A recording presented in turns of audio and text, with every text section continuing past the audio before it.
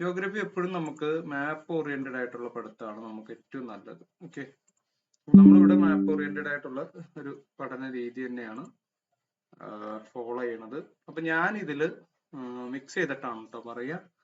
കുറച്ച് SCRT ഉണ്ട്, +2 level SCRT വരെ നമ്മൾ റെഫർ ചെയ്തിട്ടുണ്ട്. അപ്പൊ അത് ബേസ് ചെയ്തുകൊണ്ടാണ് പറയണത്. ഇന്ത്യൻ ഭൂപ്രകൃതിയിൽ ഇനി വേറെ ഒന്നും നിങ്ങൾ നോക്കേണ്ട ആവശ്യമില്ല. 10ാം ക്ലാസ്സിൽ SCRT ഉണ്ട്, +1 +2 SCRT ഉണ്ട്, പിന്നെ റാങ്ക് ഫയൽ ഉണ്ട്. ഇത്രയൊക്കെ പോരെ? പോരെ? ഓക്കെ, നമുക്ക് തുടങ്ങാം. അപ്പൊ ഇന്ത്യൻ ഭൂപ്രകൃതി, സോറി കേട്ടോ, കോൺസ്റ്റിറ്റ്യൂഷൻ അല്ല, ജോഗ്രഫി ആണ്. എഡിറ്റ് ചെയ്ത് കഴിഞ്ഞില്ലായിരുന്നു. ഓക്കെ, അപ്പൊ ഭൂപ്രകൃതി അത് പോട്ടെ, നമുക്ക് ഭൂപ്രകൃതിയിലേക്ക് കിടക്കാം. അപ്പൊ ഭൂപ്രകൃതി എന്ന് പറഞ്ഞു കഴിഞ്ഞിട്ടുണ്ടെങ്കിൽ നമ്മൾ ജോഗ്രഫി എപ്പോഴും പഠിക്കുമ്പോൾ നിങ്ങൾ ജോഗ്രഫി എന്തിനു വേണ്ടി പഠിക്കണമെന്ന് ചിന്തിച്ചിട്ടുണ്ടോ? ഉണ്ടോ? ജോഗ്രഫി എന്തിനു വേണ്ടിയാ പഠിക്കുന്നത്? കുറെ എന്തൊക്കെ വച്ചിട്ടുണ്ട്, ഞങ്ങൾ അതൊക്കെ പഠിച്ച് അല്ലേ? ഇതിനു വേണ്ടി ഒന്ന് ചിന്തിച്ചിട്ടുണ്ടോ?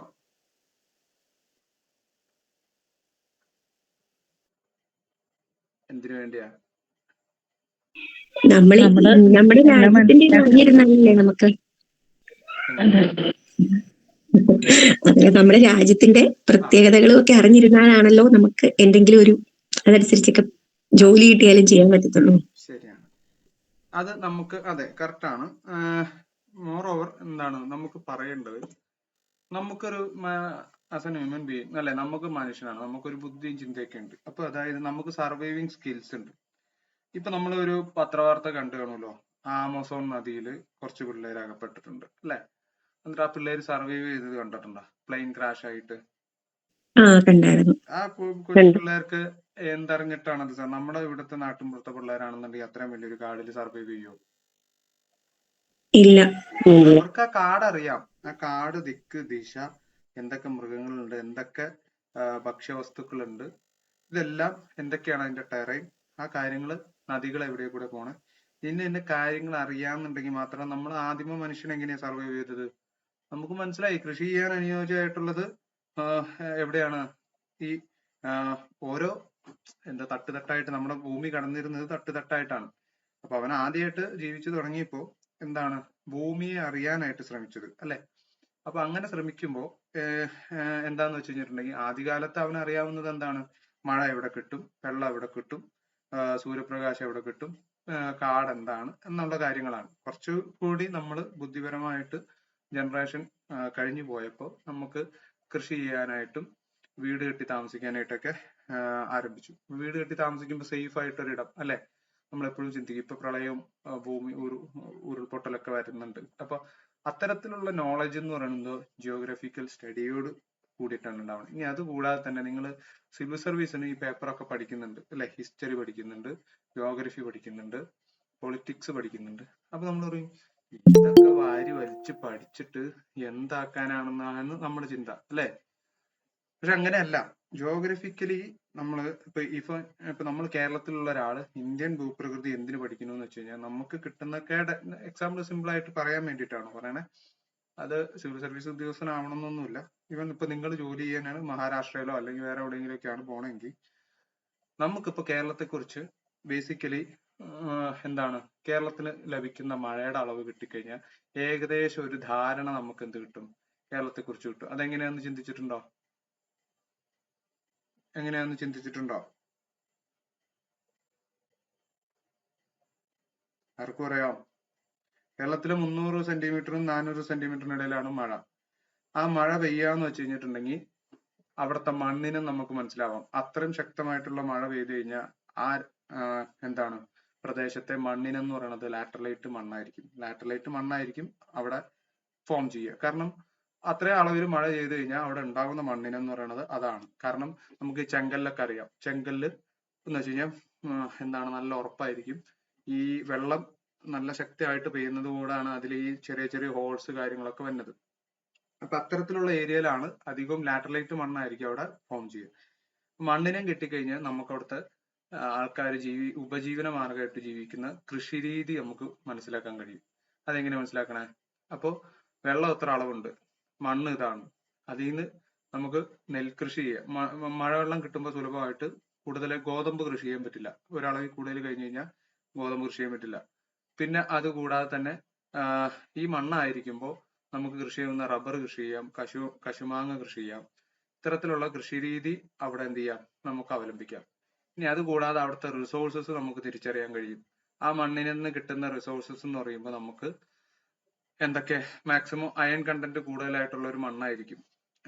അത്തരത്തിൽ നമുക്ക് വേർതിരിച്ചറിയാനും അവിടുത്തെ ജനങ്ങളുടെ ജീവിത മാർഗം എന്താണെന്നൊക്കെ അറിയാനായിട്ടൊക്കെ നമുക്ക് ഈ ജോഗ്രഫിക്കൽ സ്റ്റഡി അല്ലെങ്കിൽ ആ ഭൂപ്രകൃതി നമ്മളെ ഒരു എന്താണ് പരിധിവരെ സഹായിക്കുന്നുണ്ട്. അപ്പൊ നമ്മൾ പഠിക്കുന്ന എന്ത് സബ്ജക്റ്റ് ആയാലും അത് എന്തിനു വേണ്ടിയിട്ടാണ്, നമുക്ക് എവിടെയാണ് ജീവിതത്തിൽ അതിന്റെ ഗുണം എന്നറിഞ്ഞ് മനസ്സിലാക്കിയിട്ട് വേണം പഠിക്കുക. അപ്പൊ ജോഗ്രഫി ഇത് മനസ്സിലാക്കുന്നത് ഇത് മാത്രമല്ല, ബാക്കി ലോഞ്ചിറ്റ്യൂഡ്, ലാറ്റിറ്റ്യൂഡ്, പ്രഷർ, മറ്റു കാര്യങ്ങളൊക്കെ നമ്മൾ പഠിക്കുന്നുണ്ട്. ഇതൊക്കെ പഠിക്കുന്നത് എന്തിനു വേണ്ടിയാന്ന് വെച്ച് കഴിഞ്ഞിട്ടുണ്ടെങ്കിൽ നമ്മുടെ ലൈഫിൽ എല്ലപ്പോഴും ഒക്കെ ആവശ്യം വരും. എല്ലപ്പോഴും എന്നല്ല, നമുക്ക് ആവശ്യം വരും. നമ്മൾ യൂസ് ചെയ്യാത്തേണ്ട കാര്യമാണ്. കൃഷി ചെയ്യുന്ന ഒരാളാണെങ്കിൽ ഇതെല്ലാം ആവശ്യമാണ്, അല്ലെ? അപ്പൊ അതിനു വേണ്ടിയിട്ടാണ് നമ്മൾ പറയണത്. അപ്പൊ നമുക്ക് ഇന്ത്യൻ ഭൂപ്രകൃതിയാണ് പഠിക്കാനുള്ളത്. ഇന്ത്യൻ ഭൂപ്രകൃതി എന്ന് പറയുമ്പോൾ എന്താണ് ഭൂപ്രകൃതി എന്ന് ആദ്യം അറിഞ്ഞിരിക്കണം. സോ ഭൂപ്രകൃതി എന്ന് പറഞ്ഞു കഴിഞ്ഞാൽ പോട്ടെ, ഭൂമിക്ക് നമ്മുടെ ഭൂപ്രകൃതി അറിയണമെന്നുണ്ടെങ്കിൽ ഭൂമിയെ കുറിച്ച് ആദ്യം അറിയണം, അല്ലെ? നമുക്ക് ഭൂമിക്ക് ഏകദേശം നമ്മുടെ ഭൂമി ഫോം ചെയ്തിട്ട് സയന്റിസ്റ്റ് പറയുന്നതാണ് 460 കോടി വർഷം പ്രായമുണ്ടെന്നാണ് പറയുന്നത്. എപ്പോ ഭൂമിക്ക് 460 കോടി വർഷം പ്രായമുണ്ട്. സോ ബേസിക്കലി 2-3 തിയറികൾ ഉണ്ട്. ബിഗ് ബാങ് തിയറി ഉണ്ട്, അതുകൂടാതെ മറ്റു പല തിയറികളും ഉണ്ട്. അതിലേക്കൊന്നും ഞാൻ കിടക്കുന്നില്ല. അതൊക്കെ പറയാന്ന് വെച്ച് കഴിഞ്ഞാൽ 2-3 ക്ലാസ്സുകൾ വേണം. സോ അത് നമുക്ക് പഠിച്ചിട്ട് ഔട്ട് ഓഫ് സിലബസ് ക്വസ്റ്റ്യൻ ആണ്, ഇതിന് ക്വസ്റ്റ്യൻ ഒന്നും വരാനില്ല. അപ്പോൾ 460 കോടി വർഷം പഴക്കമുണ്ട്. ഓക്കെ, അപ്പോ എന്താണ് ഭൂപ്രകൃതി എന്ന് വെച്ച് കഴിഞ്ഞിട്ടുണ്ടെങ്കിൽ ഒരു പ്രദേശത്തിന്റെ ഭൂപ്രകൃതി എന്നത് അവിടുത്തെ ഘടന, സ്ട്രക്ചർ, അതുപോലെ ഭൗമ പ്രക്രിയകൾ, പ്രോസസ്സ്, പിന്നെ പരിണാമഘട്ടങ്ങൾ, സ്റ്റേജസ് ഓഫ് ഡെവലപ്മെന്റ് എന്നിവ ഉൾക്കൊള്ളുന്നതാണ് എന്ത്, ഭൂപ്രകൃതി. അപ്പോ നമുക്ക് കേരളത്തിലുള്ള ഭൂപ്രകൃതി ആയിരിക്കില്ല എവിടെ, തമിഴ്നാട്ടിലുള്ളത്. തമിഴ്നാട്ടിലുള്ളതായിരിക്കില്ല അങ്ങ് വടക്ക് സംസ്ഥാനങ്ങളിലുള്ളത്. ഇത് എന്തുകൊണ്ടാന്ന് വെച്ച് കഴിഞ്ഞിട്ടുണ്ടെങ്കിൽ ഇനി ഈ ഇന്ത്യയിലെ ഭൂപ്രകൃതി ആയിരിക്കില്ല എവിടെ, നമ്മുടെ അങ്ങ് യൂറോപ്പിലോ അല്ലെങ്കിൽ ആഫ്രിക്കയിലോ ഒക്കെ ആയിട്ട് വരുന്നത്. അത് എന്തുകൊണ്ടെന്ന് വെച്ച് കഴിഞ്ഞാൽ ഈ 3 പ്രോസസ്സിനെ ഡിപ്പെൻഡ് ചെയ്തുകൊണ്ടിരിക്കും. എന്തിനൊക്കെയാണ് ഡിപ്പെൻഡ് ചെയ്യണേ? ഒന്ന് ഘടന, സ്ട്രക്ചർ, ഭൂമിയുടെ ഘടന എങ്ങനെ തട്ടായിട്ട് കിടക്കുന്നതാണോ, മൗണ്ടൈനിങ് ആണോ എന്നുള്ള, അത് തീരപ്രദേശത്തോട് ചേർന്ന് കിടക്കുന്നതാണോ, ഇതൊക്കെയാണ് സ്ട്രക്ചർ. അതിന് ഭൗമ പ്രക്രിയകൾ എന്ന് വെച്ച് കഴിഞ്ഞാൽ നമുക്ക് നമ്മുടെ ഭൂമി കോടാനുകോടി വർഷങ്ങൾക്ക് മുമ്പ് പലതരത്തിലുള്ള പ്രോസസ്സ് വഴിയിട്ടാണ് ഈ രീതിയിലേക്ക് ആയത്.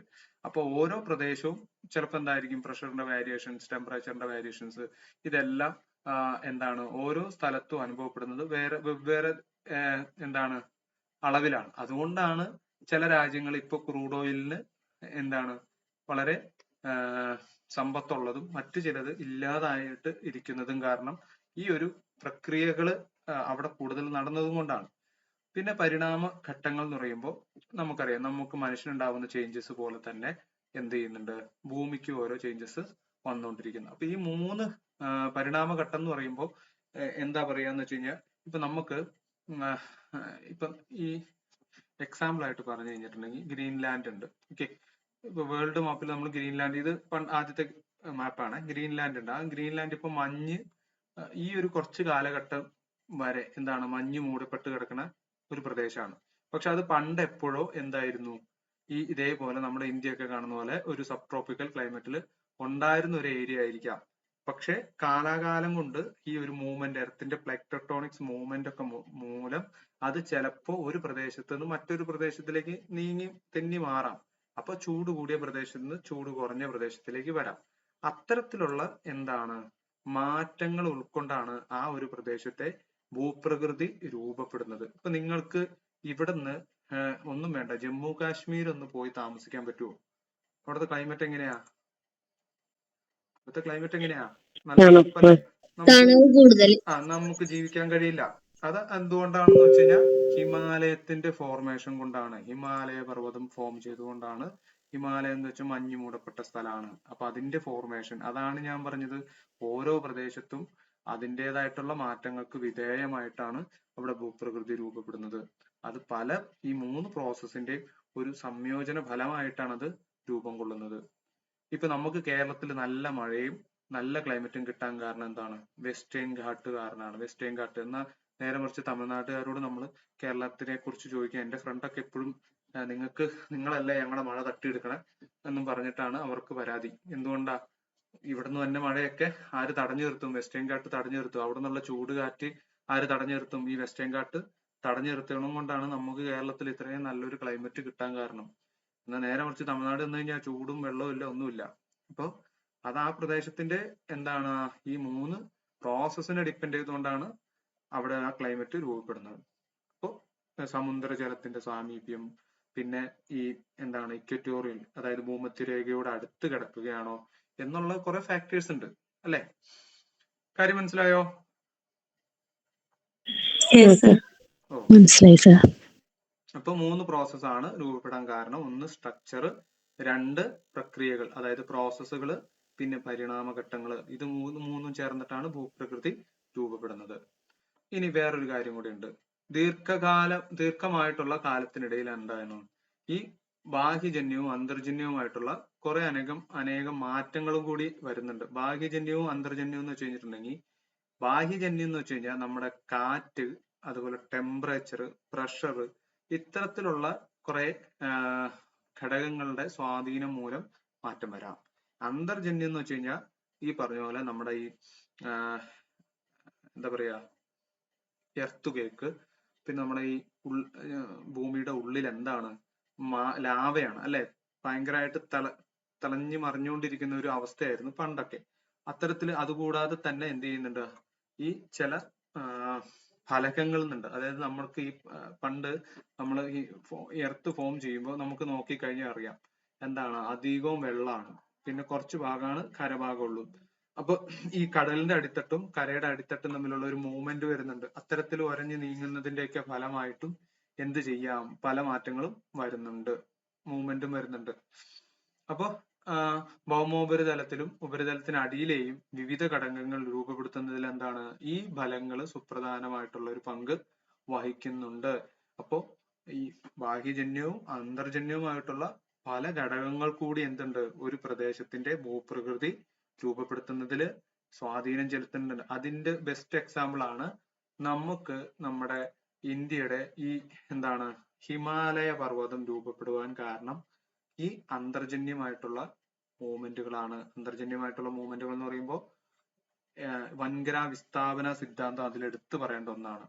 ഇതുവരെ പറഞ്ഞത് ക്ലിയർ ആണോ? ആർക്കെങ്കിലും എന്തെങ്കിലും കൺഫ്യൂഷനോ അല്ലെങ്കിൽ മനസ്സിലാക്കാൻ കുറച്ച് ബുദ്ധിമുട്ടായിട്ട് എന്തെങ്കിലും തോന്നുന്നുണ്ടോ?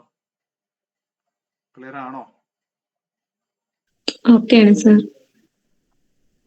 പുതിയവര് ജോയിൻ ചെയ്തവർക്ക് ക്ലിയർ ആണോ? ആദ്യത്തെ ക്ലാസ് ജിയോഗ്രഫി അറ്റൻഡ് ചെയ്യണവർക്ക് എന്തെങ്കിലും തരത്തിലുള്ള ബുദ്ധിമുട്ടോ അങ്ങനെ എന്തെങ്കിലും ഉണ്ടോ? ക്ലിയർ ആണ് സർ. ക്ലിയർ ആണ്. എനിക്ക് ക്ലിയർ ആണ്. മനു ക്ലിയർ ആണോ? ക്ലിയർ ആണ് സർ. ക്ലിയർ ആണ്. എന്തെങ്കിലും ഡൗട്ട് ഉണ്ടെങ്കിൽ അപ്പൊ തന്നെ ചോദിച്ചോണേ.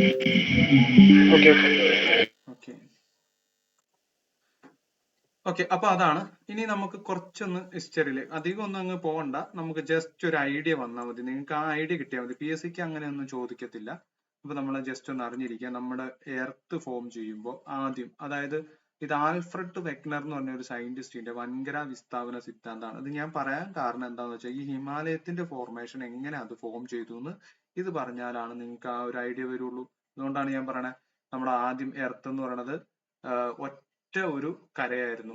സിംഗിൾ, ഇന്ന് കാണുന്ന കോണ്ടിനെന്റുകളെല്ലാം ചേർന്നൊരു ഒറ്റ ഒരു എന്താണ് കരയായിട്ടായിരുന്നു നിലനിന്നിരുന്നത്. അതിനെയാണ് എന്ത് പാഞ്ചിയ എന്ന് പറയുന്നത്. പാഞ്ചിയ എന്നാണ് ആ ഒരു ഒറ്റ വൻകരയെ അറിയപ്പെടുന്നിരുന്നത്. പിന്നെ അതിന് ചുറ്റുമുള്ള കടലിനെയാണ് എന്ത് പന്തലാസ, പാഞ്ചിയ ആൻഡ് പന്തലാസ എന്നറിയപ്പെടുന്നത്.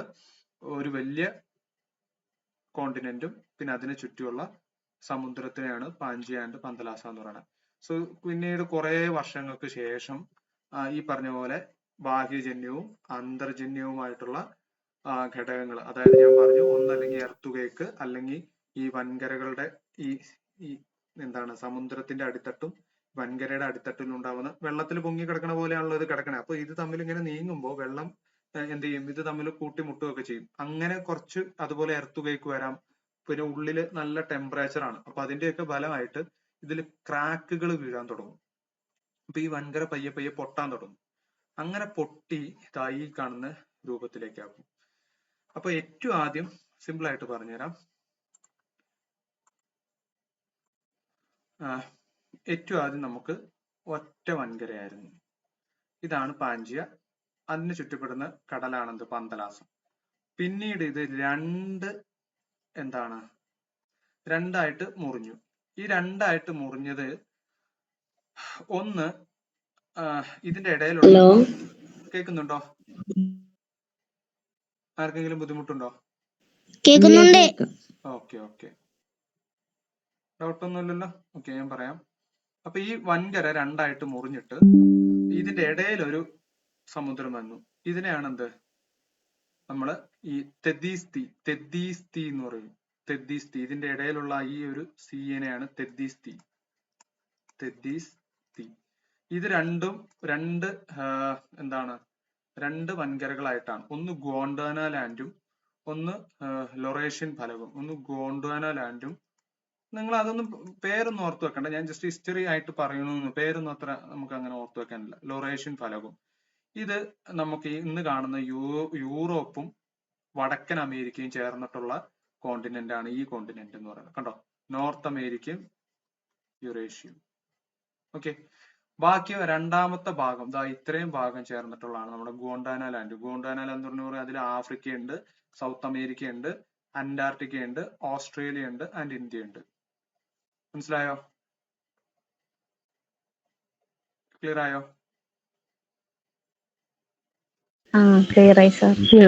ഓക്കെ, ഇനി എന്ത് ചെയ്തു? ഇനിയാണ് പയ്യെ പയ്യെ ഈ രണ്ട് കോണ്ടിനെന്റുകൾ വീണ്ടും സ്പ്ലിറ്റ് ചെയ്യാൻ തുടങ്ങിയത്.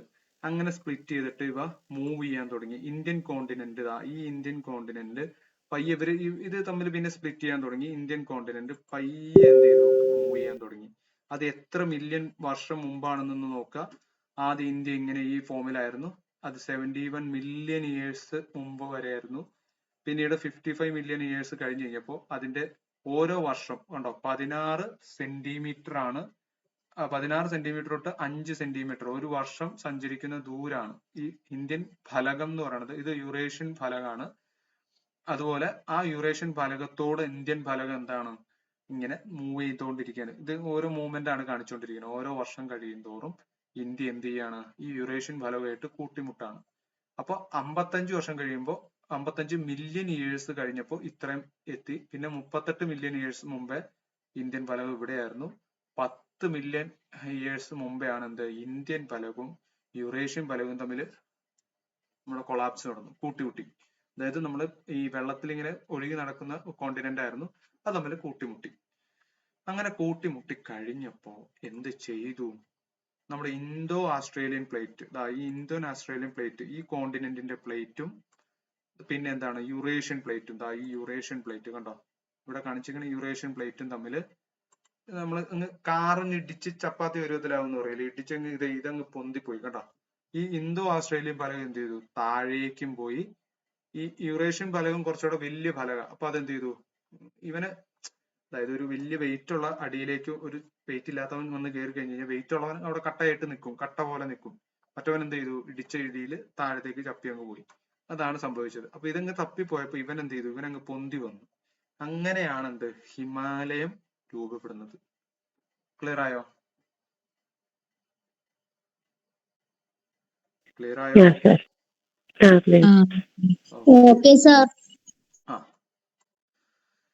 അപ്പൊ ഹിമാലയത്തിന്റെ രൂപീകരണം നമ്മൾ പഠിച്ചു. ഓക്കെ, ഹിമാലയത്തിന്റെ രൂപീകരണം പഠിച്ചു. ഹിമാലയത്തിന്റെ രൂപീകരണം പറയാൻ കാരണം എന്തുകൊണ്ടാന്ന് വെച്ച് കഴിഞ്ഞാൽ ഇന്ത്യൻ ഭൂപ്രകൃതിയെ നമ്മൾ 6 ആയിട്ടാണ് ക്ലാസിഫൈ ചെയ്തേക്കണേ. നമ്മൾ ഇന്ത്യൻ ഭൂപ്രകൃതിയാണ് പറയുന്നത്. അപ്പൊ അതിൽ 6 ആയിട്ടാണ് നമ്മൾ ക്ലാസിഫൈ ചെയ്തേക്കണേ. നമ്മുടെ ഇന്ത്യ എടുത്തു നോക്കിക്കഴിഞ്ഞാൽ ഈ ഒരു 6 ഭൂവിഭാഗങ്ങളിലാണ് ഇന്ത്യയുടെ ഏതൊരു സ്ഥലവും ഉൾപ്പെടുന്നുള്ളൂ. അതുകൊണ്ടാണ് 6 ആയിട്ട് ക്ലാസിഫൈ ചെയ്തേക്കണേ. അത് ഏതൊക്കെയാണെന്ന് നോക്കാം. അതിൽ ഒന്നാമത്തെയാണ് എന്ത്, വടക്ക് കിഴക്കൻ പർവ്വതങ്ങൾ. അതായത് ഒന്ന് എന്താണ് വടക്ക് കിഴക്ക് എന്ന് പറയുമ്പോൾ നമുക്ക് വടക്ക് കിഴക്ക് എന്ന് പറയുന്ന ഡയറക്ഷൻ ഏതാ? ഇതാണ് നോർത്ത്, ഇതാണ് നോർത്ത്. പിന്നെ വടക്ക് കിഴക്ക് എന്ന് പറയുമ്പോൾ നോർത്ത്, ഇത് ഈസ്റ്റ്. ഇതാ ഈ ഒരു വടക്ക് കിഴക്ക് ഡയറക്ഷനിലാണ് എന്ത് ഹിമാലയം കിടക്കുന്നത്. കണ്ടോ, ഇങ്ങനെ കിടക്കുന്നുണ്ട്. പിന്നെന്താണ്, പിന്നെ നമ്മുടെ വടക്ക് സമതലങ്ങളുണ്ട്. വടക്കൻ സമതലങ്ങൾ എന്ന് പറയുമ്പോൾ അതാ കിടക്കുന്നു പച്ച കളറിൽ, ഇന്തോ ഗാംഗാറ്റിക് പ്ലെയിൻ എന്നാണ് പറയുന്നത്. ബ്രഹ്മപുത്ര പ്ലെയിനും കൂടി ഉണ്ട്. ഇപ്പൊ മെയിൻ ആയിട്ടും വടക്ക് സമതലങ്ങൾ ഇവിടെ ഉണ്ട് കേട്ടോ. ആസാമിന്റെ ഭാഗമുണ്ട്, ആസാമിന്റെ കുറച്ച് ഭാഗം കൂടി സമതലമാണ്. അത് ബ്രഹ്മപുത്ര നദി ഉണ്ടാക്കുന്ന സമതലങ്ങളാണ്. ഈ സമതലങ്ങൾ എന്ന് പറഞ്ഞു കഴിഞ്ഞിട്ടുണ്ടെങ്കിൽ നമ്മൾ പറയണ പോലെ നമ്മൾ ക്രിക്കറ്റ് ഒക്കെ ഗ്രൗണ്ട് ഒക്കെ പോലെ നല്ല പരന്ന് കിടക്കും.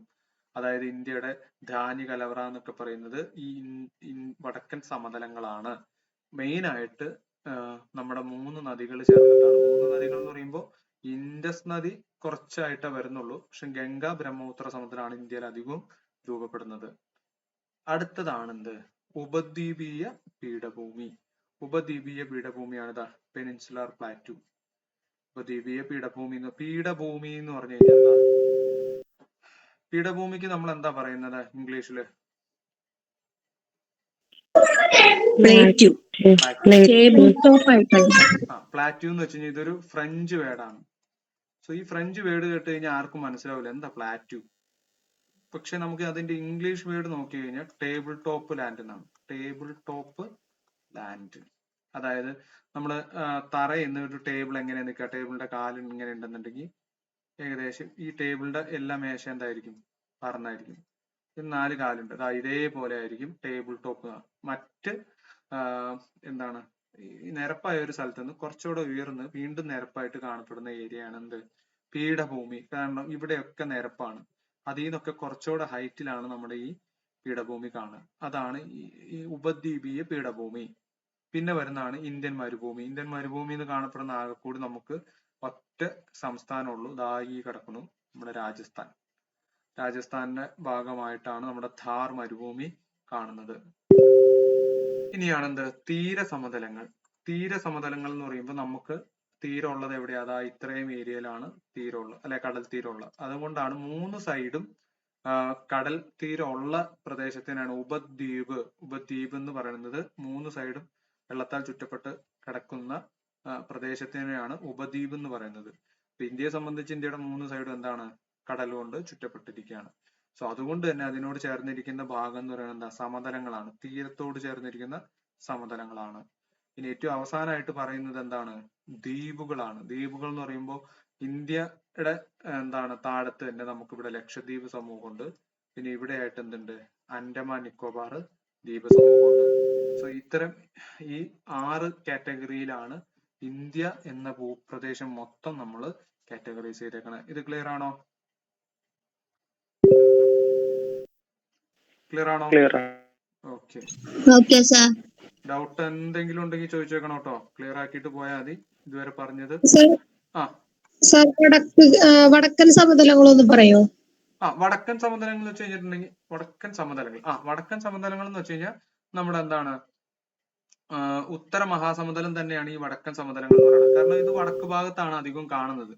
അതായത് എല്ലാ നദിയും സമതലങ്ങൾ ഉണ്ടാക്കുന്നുണ്ടെങ്കിലും ഈ ഉത്തരേന്ത്യയില്, അതായത് നമ്മുടെ ഈ ഗംഗാ നദി, ഗംഗയുടെ മെയിൻ ആയിട്ടുള്ള പോഷക നദികളും അതുപോലെ ബ്രഹ്മപുത്ര നദിയുടെ പോഷക നദികളും ചേർന്നിട്ട് ഒഴുക്കിക്കൊണ്ടുവരുന്ന ഈ എന്താണ് അവസാദങ്ങൾ നിക്ഷേപിച്ചിട്ടുണ്ടാക്കുന്ന ഒരു ഭൂപ്രദേശത്തിനെയാണ് എന്ത്, സമതലങ്ങൾ എന്ന് പറയുന്നത്.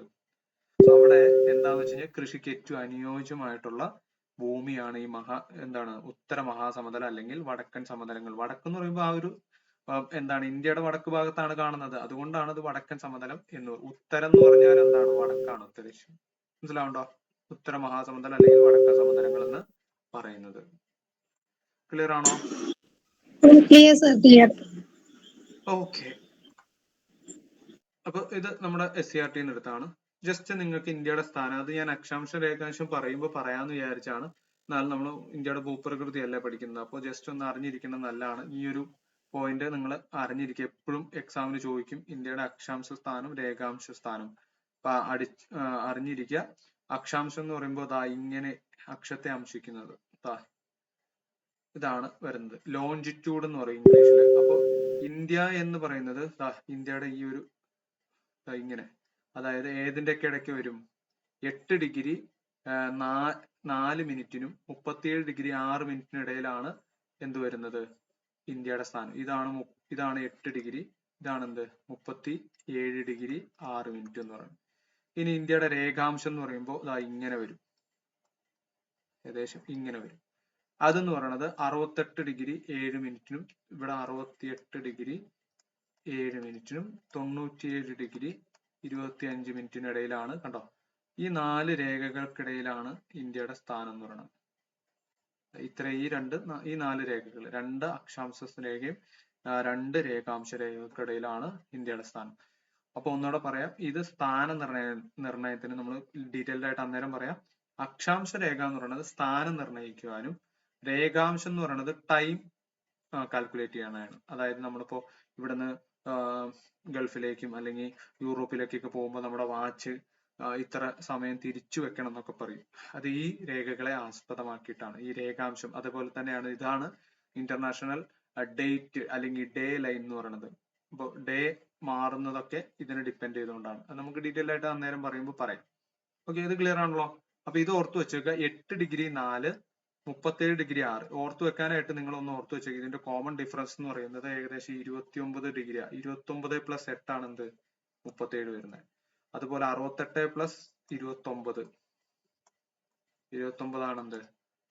97 വരുന്നത്. ബാക്കിയത് നിങ്ങളൊന്ന് ഓർത്ത് വെച്ചേക്കുക. 4 6, 4 പ്ലസ് 2 6, 6 പ്ലസ് 1 7, പിന്നെ അടുത്ത 25 ആണെന്നും കൂടി ഒന്ന് ഓർത്ത് വെച്ച് കഴിഞ്ഞാൽ മറന്നു പോരുത്. ഏറ്റവും ഇമ്പോർട്ടന്റ്, ഇത് എക്സാമിന് ചോദിക്കും. രണ്ടും അക്ഷാംശം വരുമ്പോ രണ്ടും വടക്കാണ്, നോർത്ത് നോർത്ത്.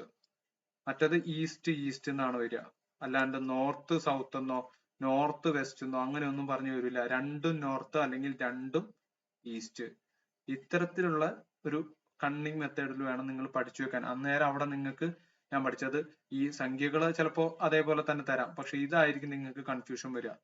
അത് നമ്മൾ പഠിക്കുമ്പോൾ ഇത്തരത്തില് അത് നോട്ട് ചെയ്ത് വെച്ച്, ഈ തെറ്റിപ്പോവാൻ ചാൻസ് ഉള്ളത് നോട്ട് ചെയ്ത് വീണ്ടും വീണ്ടും അത് നിങ്ങൾ മോക്ക് ചെയ്യുമ്പോഴാണ് നിങ്ങൾക്ക് എവിടെയാണ് തെറ്റിപ്പോണതെന്നൊക്കെ മനസ്സിലാവുള്ളൂ.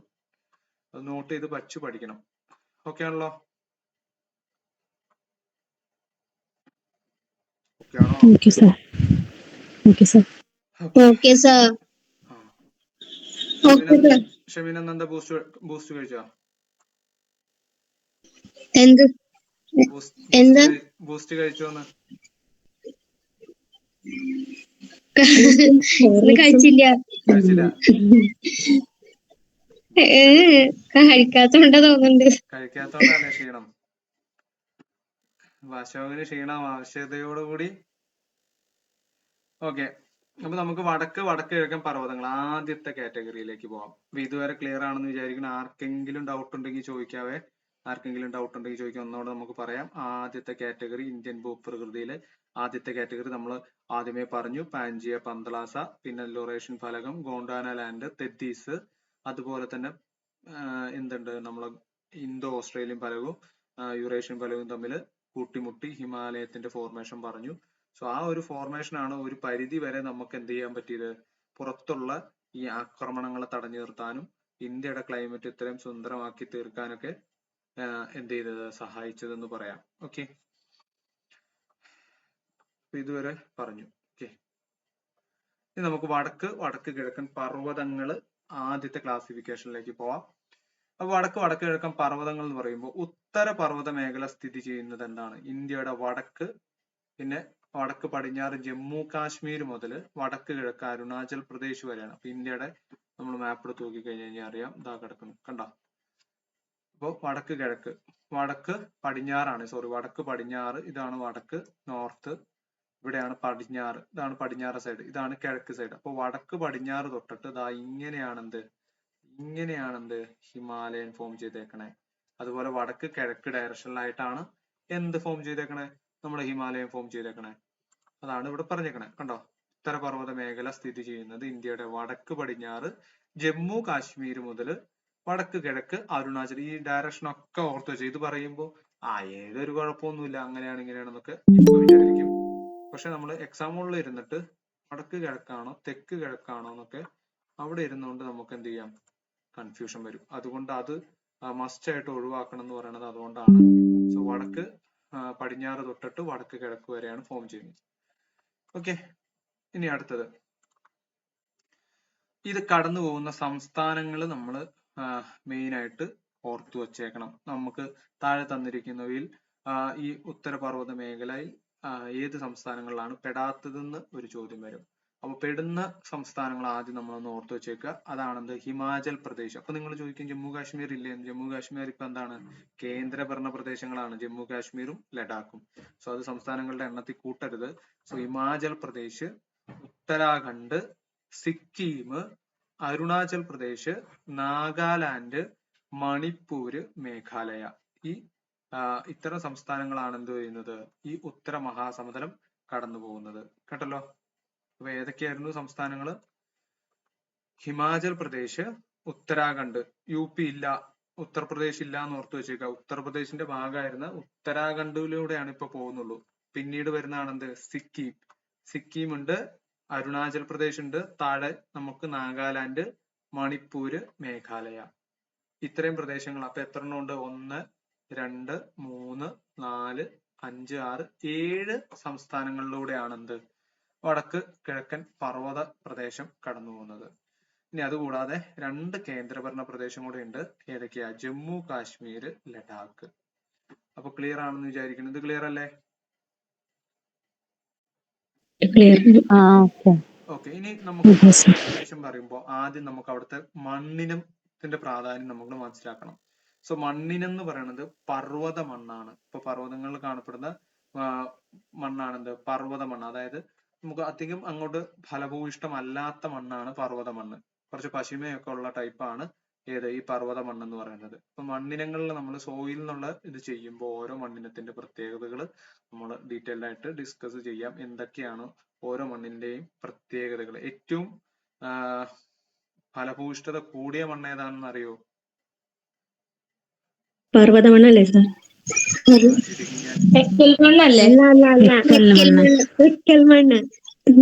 എക്കൽ മണ്ണാണ്, പക്ഷെ കുറച്ചുകൂടെ നല്ലത് നമുക്ക് റിഗർ മണ്ണാണ്, കറുത്ത മണ്ണാണ്.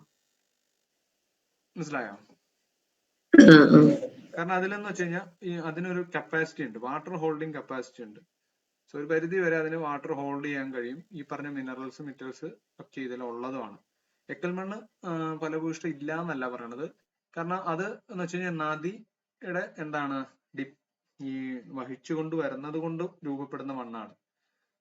ഓട്ടോമാറ്റിക്കലി എന്താണ് ഇതിന്റെ ഉള്ളിലുള്ള ഈ മെറ്റൽസും മിനറൽസും എന്താ പറയാ അടങ്ങിയിട്ടുള്ള മണ്ണാണ് റിഗർ മണ്ണ്, കറുത്ത മണ്ണ് എന്ന് പറയുന്നത്. അത് അധികം കാണില്ല, കാരണം അത് ഫോം ചെയ്യണമെങ്കിൽ നല്ല പാടാണ്. എങ്ങനെയാ ഫോം ചെയ്യണമെന്നൊക്കെ നമുക്കറിയാം. ഈ ലാവ തണുത്തുറഞ്ഞ് പിന്നീട് ആ മണ്ണ് ആ റോക്ക് പൊടിഞ്ഞ് മണ്ണായി മാറുന്നതാണെന്ത്? കറുത്ത മണ്ണെന്ന് പറയുന്നത്. അത് അധികം പരുത്തി കൃഷിക്കാണ് യൂസ് ചെയ്യണത്. അപ്പൊ ഓരോന്നിന്റെയും എന്തൊക്കെ മെറ്റൽസും മിനറൽസും ആണ് ഇതിൽ അടങ്ങിയിരിക്കുന്നത് എന്നുള്ള കാര്യത്തിൽ ലവണാംശം കൂടുതലാ പർവ്വത മണ്ണ്. ഏതാണ്? ലവണാംശം കൂടുതലാ പർവ്വത മണ്ണ്. പർവ്വത മണ്ണിന് ഇമ്പോർട്ടൻസ്. ലവണാംശം എന്നുള്ള അതിലല്ല തന്നെ പശിമ കൂടുതല്. പശിമ എന്ന് വെച്ച് കഴിഞ്ഞാൽ എന്താ പറയാ, ഈ ഇതൊക്കെ നമ്മള് ഈ ഫോറസ്റ്റ് ഏരിയയില്, മൗണ്ടൻ എന്ന് പറയുമ്പോൾ ഫോറസ്റ്റ് ഏരിയയില് ഈ മരങ്ങളൊക്കെ നമുക്ക് ഈ എന്താണ് അടിഞ്ഞുകൂടി അതിൽ നമ്മൾ ഈ ചവറ് വെട്ടിയിടുന്ന ഒരു പരിപാടി ഉണ്ടല്ലോ, ജൈവാംശം. ജൈവാംശം. അത് തന്നെ, അത് കൂടുതലാണ് അതില്. അല്ലാണ്ട് നമ്മൾ ഈ പറഞ്ഞ മിനറൽസ് ഉണ്ട്, പൊട്ടാസ്യം, ഈ പറഞ്ഞ നൈട്രജൻ, ഇതൊക്കെ ഓരോ ഈ എക്കൽ മണ്ണിലും പറഞ്ഞ പോലെ ഈ റിഗർ മണ്ണിലും വ്യത്യാസമുണ്ട്. അത് ഞാൻ ഒന്നുകൂടെ ഡീറ്റെയിൽഡ് ആയിട്ട് സോയിൽ എടുക്കുമ്പോൾ പറഞ്ഞുതരാം. അത് നമുക്ക് ആവശ്യമുണ്ട്, ജസ്റ്റ് ഒന്ന് അറിഞ്ഞിരിക്കാം. PSC അങ്ങനെ അതിന് അധികം ക്വസ്റ്റ്യൻ ചോദിച്ചിട്ടില്ല, പക്ഷെ ഒരു പരിധി വരെ നിങ്ങൾക്ക് ഈ സംസ്ഥാനങ്ങളുടെ അത് നിങ്ങൾക്ക് എടുക്കേണ്ട ആവശ്യം എന്ന് വെച്ച് കഴിഞ്ഞാൽ ഏകദേശം ആ ധാരണ കിട്ടിക്കഴിഞ്ഞിട്ടുണ്ടെങ്കിൽ നിങ്ങൾ പഠിക്കുമ്പോൾ ഇങ്ങനെ പഠിച്ചു വെക്കുക. അപ്പൊ സോയിൽ ഏതൊക്കെ എന്താ പറയാ, നിങ്ങൾക്ക് കുറച്ചുകൂടെ നല്ലത് NCERT പഠിക്കുകയാണ് അത് നല്ലത്. NCERT-യിൽ ഓരോ സ്റ്റേറ്റിലും കാണപ്പെടുന്ന മണ്ണിനങ്ങളുണ്ട്. ആ മണ്ണിനങ്ങളിൽ ഏതൊക്കെ കൃഷിക്ക് അനുയോജ്യമാണെന്ന് കഴിഞ്ഞാൽ നിങ്ങൾക്ക് ഇൻഡയറക്റ്റ് ആയിട്ട് ചിലപ്പോൾ ഒരു ക്വസ്റ്റ്യൻ ചോദിക്കാം. ഏറ്റവും കൂടുതൽ ഗോതമ്പ് കൃഷി ചെയ്യുന്നത് അല്ലെങ്കിൽ കോട്ടൺ കൃഷി ചെയ്യുന്നത് എവിടെയാണെന്ന് ചോദിച്ചു കഴിഞ്ഞിട്ടുണ്ടെങ്കിൽ ഈ മണ്ണിനങ്ങൾ ഏതൊക്കെ സ്റ്റേറ്റിലാണ് കാണപ്പെടുന്നതെന്ന് അറിഞ്ഞു കഴിഞ്ഞാൽ നിങ്ങൾക്ക് അറിയില്ലെങ്കിൽ കൂടി ആ ഒരു ക്വസ്റ്റ്യന് ആൻസർ എഴുതാൻ പറ്റും. മനസ്സിലാവുണ്ടോ? ജോഗ്രഫിന്ന് അങ്ങനത്തെ ക്വസ്റ്റ്യൻസേ ചോദിക്കുള്ളൂ. ഇനിയിപ്പോ ഒന്നല്ലെങ്കിൽ ചിലപ്പോൾ നിങ്ങളോട് പ്രീവിയസ് PUക്ക് നമുക്ക് ഇത് കഴിഞ്ഞിട്ട് എടുക്കാം.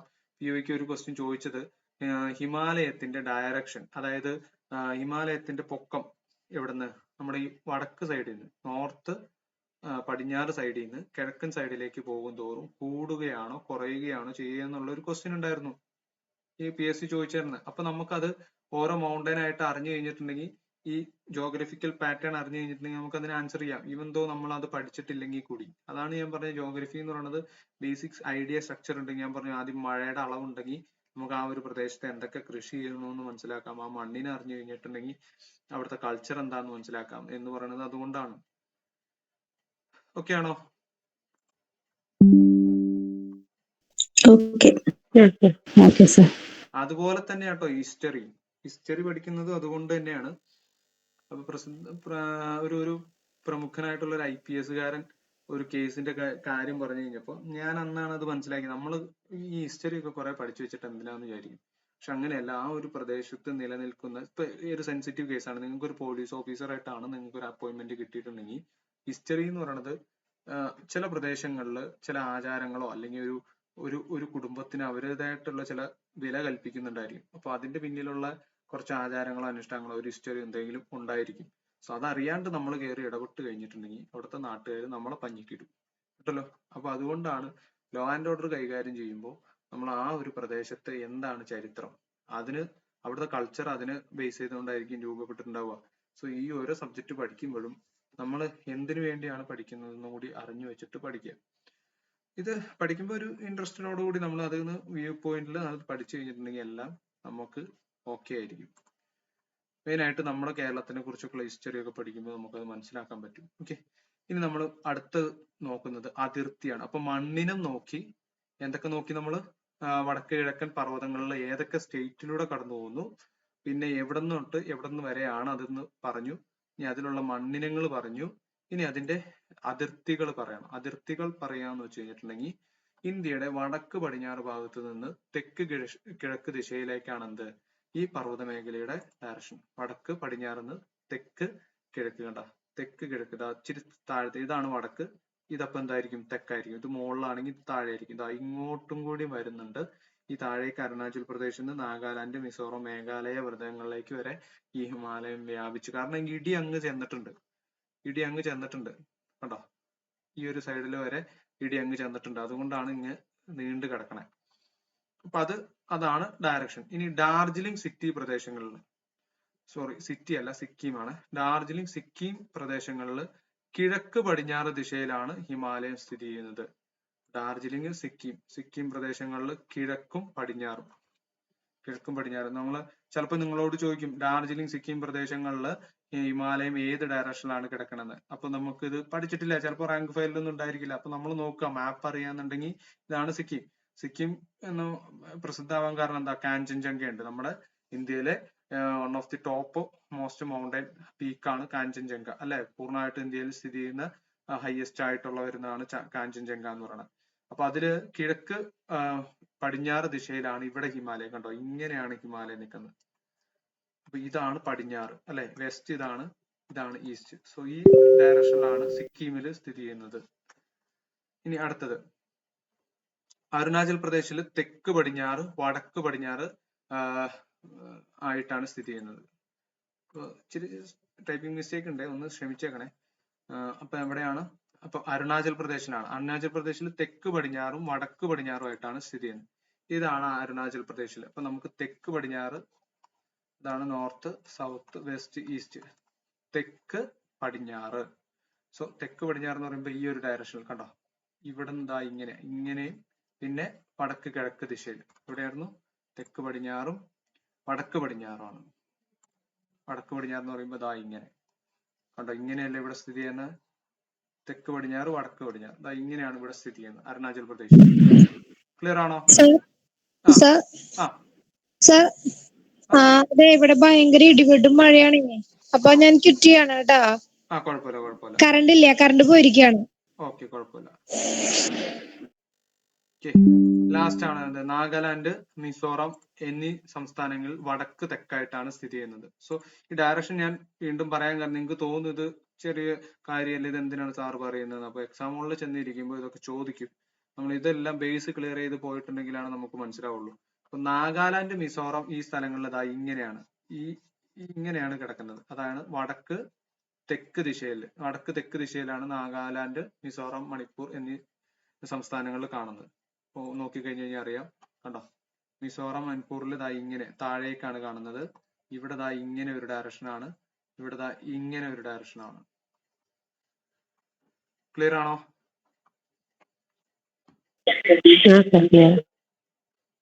എന്താണ് ക്ലിയർ ആണല്ലേ? ഓക്കെ, ഇനിയാണ് അടുത്തത്. അപ്പൊ അതിർത്തി പറഞ്ഞു. ഇനി നമുക്ക് മെയിൻ ആയിട്ട് ഉത്തരപർവ്വത മേഖല എങ്ങനെയാണ് ക്ലാസിഫൈ ചെയ്തേക്കണെന്ന് നോക്കാം.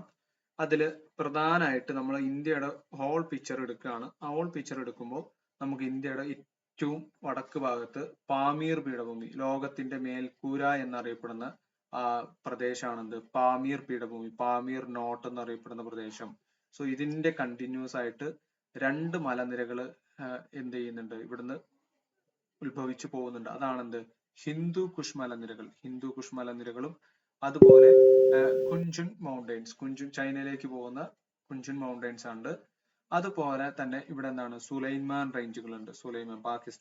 പാകിസ്ഥാനിൽ നിൽക്കുന്ന സുലൈമാൻ റേഞ്ചുകൾ കൂടി ഇവിടെ സ്ഥിതി ചെയ്യുന്നുണ്ട്, ഇന്ത്യയുടെ ഈ പടിഞ്ഞാറ് ഭാഗത്തായിട്ട് സ്ഥിതി ചെയ്യുന്നുണ്ട്. ഏറ്റവും പൊക്കത്ത് പാമീർ പീഠഭൂമി, അതിനോടനുബന്ധിച്ച് ഈ പാമീർ പീഠഭൂമിയിലേക്ക് ചെന്നെത്തുന്നത് പോലെ എന്തുണ്ട്, ഹിന്ദുകുഷ് മലനിരകളും അതുപോലെ കുഞ്ചുൻ പീഠഭൂമി. ഇവിടെ എന്തുണ്ട്, ഇതിന്റെ തന്നെ ഈ ലഡാക്ക്, സസ്കറിന്റെ ഒക്കെ കണ്ടിന്യൂസ് ആയിട്ട് നമുക്ക് കൈലാഷ് റേഞ്ച് ഉണ്ട്. നിങ്ങൾക്ക് കാണുന്നുണ്ടോ എന്നറിയില്ല, സൂം ചെയ്ത് കാണിച്ചു തരാം. ഇതാണ് കൈലാഷ് റേഞ്ച്. ഇപ്പൊ ഈ ലഡാക്ക് റേഞ്ചിന്റെ ഒക്കെ കണ്ടിന്യൂസ് ആയിട്ട്, സസ്കറിന്റെ കണ്ടിന്യൂസ് ആയിട്ട് ഈ വരുന്ന എന്താണ്, ടിബറ്റിലൊക്കെ വരുന്ന ഒരു മലനിരയാണ് കൈലാഷ് മലനിരകൾ. അപ്പൊ നമ്മൾ ഇന്ത്യയിലെ ഇപ്പൊ നമുക്കറിയാം, ഇതാണ് ഇന്ത്യയുടെ പുറത്തുള്ള ഒരു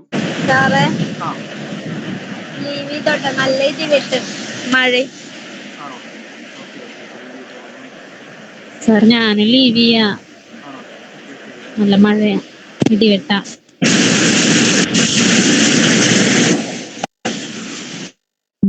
ഓക്കെ, അപ്പൊ ശ്രദ്ധിക്കുക. നമുക്ക് അടുത്ത വരുന്നതാണെന്ത്, ഈ മൗണ്ടൻ റേഞ്ചിൽ അധികം വരുന്നത് പിന്നീട് വരുന്ന മൗണ്ടൻ റേഞ്ചുകളാണ്. ഇത് ട്രാൻസ് ഹിമാലയൻ എന്ന് പറയുന്നത്. ഹിമാലയത്തിന്റെ തന്നെ 3 ഭാഗങ്ങളായിട്ട് തിരിച്ചിട്ടുണ്ട്. അതിൽ ഏറ്റവും പുറമെ കാണുന്നതാണെന്ത്, കാരക്കോറം, ലഡാക്ക്, സസ്കർ റേഞ്ചുകൾ. മലനിരകളാണ്, ഒന്നുമില്ല, ജസ്റ്റ് 3 മലനിരകളാണ്. അത് ഹിമാലയത്തിന്റെ നോർത്ത് സൈഡ് സ്ഥിതി ചെയ്യുന്നത് കൊണ്ട് ഈ 3 മലനിരകളെ നമ്മൾ പ്രധാനമായിട്ടും ട്രാൻസ് ഹിമാലയൻ എന്നാണ് പറയുന്നത്. ട്രാൻസ് ഹിമാലയൻ മലനിരകൾ എന്നാണ് പറയുന്നത്. അതിനുശേഷമാണ് എന്ത്, ഗ്രേറ്റ് ഹിമാലയാസ്. കണ്ടോ, ഗ്രേറ്റ് ഹിമാലയാസ് എന്ന് പറഞ്ഞ് കാണിച്ചേക്കണേ. അപ്പോ ഏറ്റവും ആദ്യം നിങ്ങൾ ഈ ഹിന്ദുകുഷ് മലനിരകള്, സുലൈമാൻ മലനിരകള്, കുഞ്ചുൻ മൗണ്ടെയ്ൻസ് എവിടെയാണ്, എന്താണ് സ്ഥിതി ചെയ്യുന്നതെന്ന് ഒരു ഐഡിയ ഉണ്ടാക്കുക. അതിനുശേഷം ഇന്ത്യയുടെ ജമ്മു കാശ്മീർ ഭാഗത്ത് 3 മലനിരകളുണ്ട്. അതാണ് കാരക്കോറം, ലഡാക്ക്, സസ്കർ മലനിരകൾ. നമുക്ക് നമ്മുടെ മൗണ്ട് K2 എന്ന് നിങ്ങൾ കേട്ട് കാണും, മൗണ്ട് K2, അതെല്ലാം സ്ഥിതി ചെയ്യുന്നത് ഈ ട്രാൻസ് ഹിമാലയൻ മലനിരകളിലാണ്. ഇനിയാണ് വരുന്നത്, തൊട്ട് താഴെ വരുന്നതാണെന്ത്, ഹിമാലയത്തിന് വീണ്ടും നമ്മൾ 3ആയിട്ട് ക്ലാസിഫൈ ചെയ്തിട്ടുണ്ട്. അതാണ് ഹിമാദ്രി, ഹിമാചൽ, ശിവാലിക്. അതായത് ഗ്രേറ്റർ ഹിമാലയം, ഹിമാദ്രി എന്ന് പറയുമ്പോൾ ഗ്രേറ്റ് ഹിമാലയം, ഹിമാചൽ എന്ന് പറയുമ്പോൾ മിഡിൽ ഹിമാലയം. 3 നിരകളായിട്ടാണ്. അപ്പൊ ഈ 3 നിരകളിൽ ഏറ്റവും ഹൈറ്റ് കൂടിയ നിര എന്ന് പറയുന്നത് ഗ്രേറ്റ് ഹിമാലയൻ മലനിരകളാണ്. അതിന്റെ തൊട്ട് താഴെ ഹൈറ്റ് ഉള്ളതാണെന്ത്, മിഡിൽ ഹിമാലയം. ഏറ്റവും താഴെ വരുന്ന, ഏറ്റവും സൗത്ത്, അതായത് ഏറ്റവും തെക്ക് ഭാഗത്തായിട്ട് വരുന്നതാണെന്ത്, ശിവാലിക്. ശിവാലിക് എന്ന് പറയുമ്പോൾ നമ്മുടെ ശിവന്റെ മുടി എന്ന അർത്ഥം വരുന്ന ഒരു വേടിയിൽ നിന്നാണ് ശിവാലിക് എന്നുള്ള പേര് വന്നത്. അപ്പൊ ശിവാലിക്, മിഡിൽ ഹിമാലയം, ഗ്രേറ്റ് ഹിമാലയം എന്നിങ്ങനെയാണ് ക്ലാസിഫൈ ചെയ്തേക്കുന്നത്. അത് ക്ലിയർ ആയോ?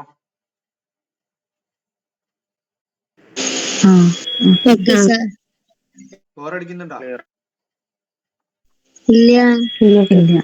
ഇല്ലല്ലോ, കുറച്ചുകൂടെ എടുക്കാലോ. അതെ സാർ. ഇനിയാണ് അടുത്തതാണ്. ഇപ്പൊ നമ്മൾ ഹിമാലയം പറഞ്ഞു, പാമീർ നോട്ട്, ഹിന്ദുക്കുഷ്, ഈ മലനിരകളൊക്കെ പറഞ്ഞു, സുലൈമാൻ മലനിരകൾ പറഞ്ഞു, എന്തൊക്കെയായിട്ടാണ് ക്ലാസിഫൈ ചെയ്തേക്കണെന്ന് പറഞ്ഞു അല്ലെ. ഇനി നമുക്ക് SCERTയുടെ ബുക്ക് കണ്ടോ, ഈ SCERT ബുക്കിൽ ഇത് കുറച്ചുകൂടെ നന്നായിട്ട് തന്നെ വ്യക്തമായിട്ട് തന്നെ കൊടുത്തിട്ടുണ്ട്. ഇത് 10ാം ക്ലാസ്സിലെ SCERT ബുക്കിൽ നിന്ന് എടുത്തതാണ്. അതിൽ ഈ പറഞ്ഞ മലനിരകൾ കാണിച്ചിട്ടുണ്ട്. ഈ ABC എന്ന് പറഞ്ഞാണ് ഇപ്പൊ നമ്മൾ കാരക്കോറം, ലഡാക്ക്, സസ്കർ എന്ന് കാണിച്ചിട്ടുള്ളത്. ഇനി 1, 2, 3 എന്ന് കാണിച്ചിട്ടുള്ളത് നമ്മൾ ഹിമാദ്രി, ഹിമാചൽ, ശിവാലിക് എന്നാണ്. അത് കൂടാതെ നമ്മളെ ഈ എന്താണ് കിഴക്കൻ മലനിരകളിൽ വരുന്ന കുറച്ച് മലനിരകളാണ് ഈ കാണിച്ചേക്കണേ. ആ ക്ലാസിഫിക്കേഷൻ ആണ് നമ്മൾ കണ്ടത്. ഓക്കെ, അത് ഏതൊക്കെയാണെന്ന് നമുക്ക് നോക്കിക്കഴിഞ്ഞ് കഴിഞ്ഞാൽ ദാ ഇതൊക്കെയാണ്. ഇവിടെ നോക്കിക്കഴിഞ്ഞ് കഴിഞ്ഞാൽ SCERT ടെക്സ്റ്റ് ബുക്കിൽ നമ്മൾ കറക്റ്റ് ആയിട്ട് ഇത് പറഞ്ഞിട്ടുണ്ട്. 3 എന്താണ് മലനിരകളുണ്ട് കണ്ടോ. അത് ഏതൊക്കെയാണ്? കാരക്കോറം, ലഡാക്ക്, സസ്കർ, ABC 1, 2, 3 എന്നുള്ളതാണെന്ന് ഹിമാദ്രി, ഹിമാചൽ, ശിവാലിക്. പിന്നെ നമുക്ക് കിഴക്കൻ മലനിരകൾ എന്ന് പറഞ്ഞാൽ ഈ കിഴക്ക് ഭാഗത്തായിട്ട് കാണുന്നത് കൊണ്ടാണ് അതിനെ കിഴക്കൻ മലനിരകൾ. അത് തന്നെയല്ല, ഇതിന്റെ ഒരു പാർട്ടായിട്ടല്ല, ഇവിടെ ഒരു ഡിസ്കണ്ടിന്യൂറ്റി പോലെ വരുന്നുണ്ട്. പലയിടങ്ങളിലും ഇതിന് ഡിസ്കണ്ടിന്യൂറ്റീസ് ഉണ്ട്. അതുകൊണ്ടാണ് കിഴക്കൻ മലനിരകൾ നമ്മൾ ഹിമാലയത്തിന്റെ പാർട്ടാണ് എങ്കിലും അവയെ കിഴക്കൻ മലനിരകളായിട്ടാണ് കാണുന്നത്. അതിൽ വരുന്ന ഓരോ പേരുകളാണ് എന്ത്? പത്കായ് ബും, നാഗ കുന്നുകൾ, ഗാരോ, ഖ്യാസി, ജയന്തിയ കുന്നുകൾ, മീസോ കുന്നുകൾ. ഈ 4 1, 2, 3, 4 പേരുകളാണ്, ജസ്റ്റ് പേരുകളാണ് കൊടുത്തിട്ടുള്ളൂ. ആ മലനിരകളുടെ പേരുകളാണ് കൊടുത്തിട്ടുള്ളൂ. അതിൽ ഈ ഗാരോ, ഖ്യാസി, ജയന്തിയ കുന്നുകളിലാണ് നമ്മൾ ഏറ്റവും കൂടുതൽ മഴയൊക്കെ ലഭിക്കുന്ന ചിറാപുഞ്ചി, മൗസിൻഡ്രോ ഒക്കെ സ്ഥിതി ചെയ്യുന്നത്. അത് നമുക്ക് ഡീറ്റെയിൽഡ് ആയിട്ട് നോക്കാം. ഏകദേശം നിങ്ങൾക്കൊരു ഐഡിയ വന്നോ എന്താണ് ഉത്തരപർവ്വത മേഖല? ഇതാ ഇത്രേ ഉള്ളൂ ഉത്തരപർവ്വത മേഖല. ഇനി ഇതിൽ നമുക്ക് കുറച്ച് പീക്കുകൾ പഠിക്കാനുണ്ട്, ചുരങ്ങൾ പഠിക്കാനുണ്ട്. ഈ ഓരോ മലനിരയിലും ഉണ്ടാവുന്ന കുറച്ച് കാര്യങ്ങൾ PSC ചിലപ്പോൾ ചോദിക്കും.